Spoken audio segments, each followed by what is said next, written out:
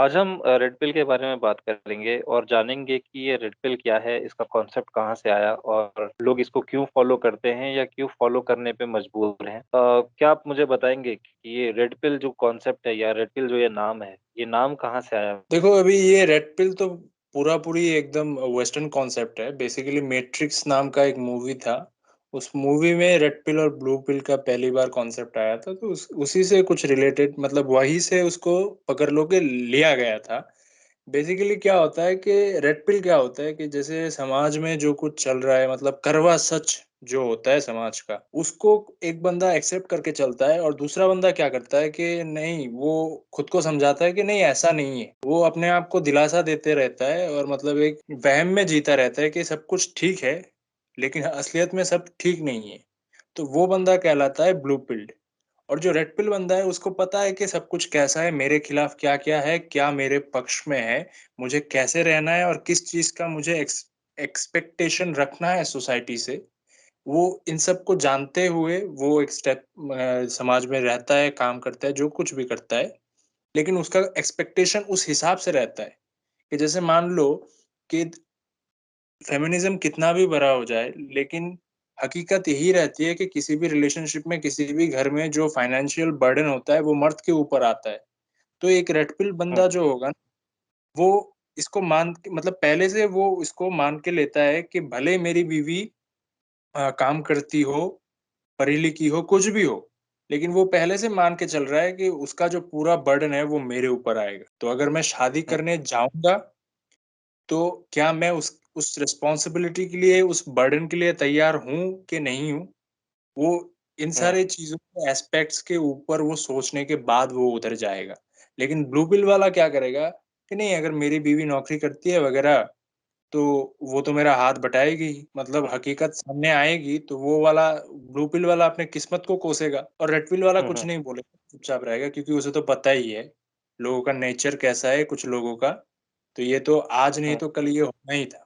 तो ये जो रेड पिल वाले जो लोग हैं या जो ये कॉन्सेप्ट समझ गए हैं जो लोग या जो इसको फॉलो करते हैं, वो लोगों में और जो हमारे जो सिम्प होते हैं, जो थोड़े सरल किस्म के लोग हैं कि यार चलो जो हो रहा है होने दो, देखेंगे, जो चल रहा है चलने दो, जो होगा देखा जाएगा।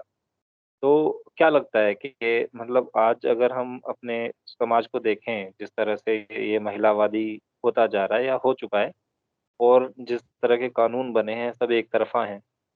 तो जब हम इस सिचुएशन को देखते हैं, तो क्या लगता है दोनों में से कौन ज़्यादा सेफ है या कौन कौन ज़्यादा वल्नरेबल है? अब इसमें भी कुछ एक डिफ़रेंस है, मैं उसको बताना चाहूँगा कि जैसे रेड पिल का कॉन्सेप्ट, जैसे मैंने पहले ही बोला था कि वो वेस्टर्न कंट्रीज़ में है।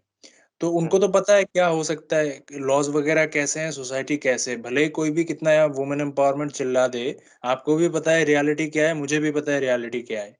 तो उन जैसे देशों में ये मतलब एक पिकअप आर्टिस्ट का कॉन्सेप्ट है, ठीक है? हुँ, हुँ, तो ये जो पिकअप आर्टिस्ट का जो कॉन्सेप्ट है, वो वेस्टर्न कंट्रीज में चलता है, क्योंकि वहां पे कोई गर्लफ्रेंड अपने बॉयफ्रेंड के ऊपर rape on pretext of marriage का केस नहीं कर सकती। फिर हुँ, वहां हुँ, पे जो प्रीनप्चुअल एग्रीमेंट होते हैं, प्रीनप एग्रीमेंट्स, वो वैलिड है, लेकिन इंडिया में ये वैलिड नहीं है। तो इंडिया में अगर आप रेड पिल हो भी, तो आप पहले से मान के लेना चले, मतलब चलना होगा आपको कि भाई मैंने शादी कर लिया तो मेरे ये एक्स वाई जेड अमाउंट मेरे ठुक गए मेरे लाइफ के, या फिर ये मेरी प्रॉपर्टी जाने वाली है अगर कुछ भी गलत होता है, या फिर मेरी बीवी मेरे को धोखा देके भाग जाती है, झूठे केसेस करते हैं। लेकिन वहीं पे अगर मैं वेस्टर्न कंट्रीज की बात करूं, अगर वहां पे बंदा रेड पिल है, तो वो शुरू से बोल देगा कि देखो, ऐसा ऐसा ऐसा है, मैं तुम्हारे लिए सिंपिंग नहीं करूंगा, तुम्हें घर का काम करना है, उसके शादी से पहले तुमको प्रीनप एग्रीमेंट साइन करना होगा वगैरह। तो उसके पास उन सारे देशों में एक हुँ, हुँ, जो है ना, कम्फर्ट है, एक डिफेंस है उसके सामने। लेकिन इंडिया जैसे कंट्री में आपके भले आपके पास पूरा नॉलेज हो इन सब का, उसके बाद भी आपके पास क्या डिफेंस मैकेनिज्म है? लिटरली कुछ नहीं है। आपके ऊपर कोई भी मुँह उठा के कोई लड़की केस कर दे, आपको 10-15 साल तो आराम से उसको झेलना होगा। तो हुँ, इधर रेड पिल होके भी बेसिकली कोई फ़ायदा मेरे को नहीं दिखता एटलीस्ट। अब दूसरे हुँ, लोगों का व्यू अलग हो सकता है।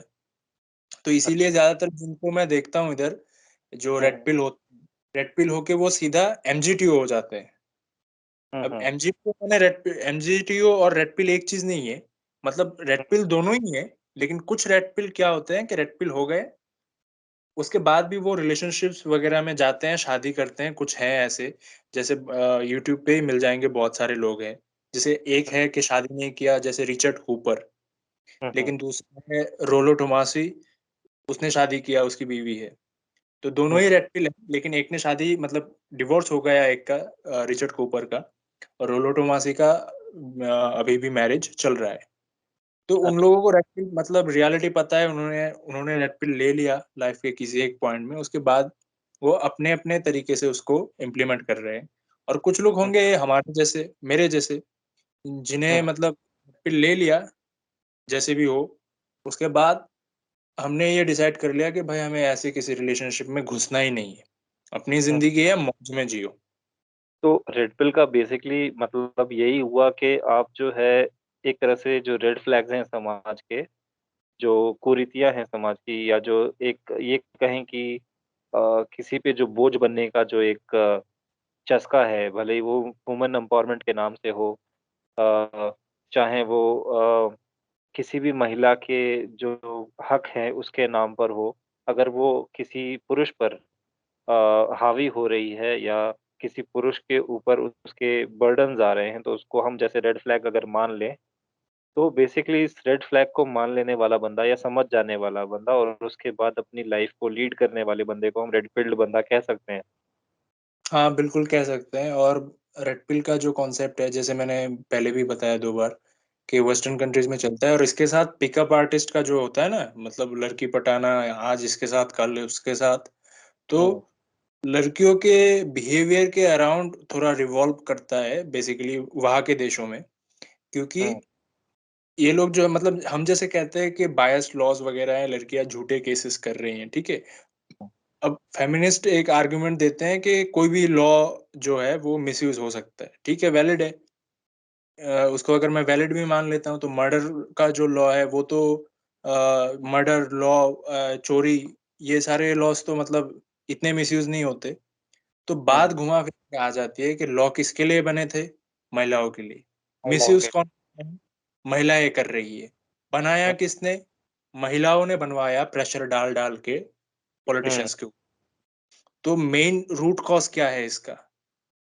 महिलाएँ मेन खुद रूट हाँ, तो मेन रूट कॉज़ में जाओ ना, उनका बिहेवियर पैटर्न देखो क्या है। हाँ, तो वही रेड पिल है। लेकिन ये बात अगर कोई बंदा जाके उधर बोल दे, सामने हुँ, खड़े होके, उसको नोच खाने वाले लोगों की, महिलाएँ छोड़ दो, मर्द ही उसको नोच के खा जाएँगे। ये तो बिल्कुल सही बात है।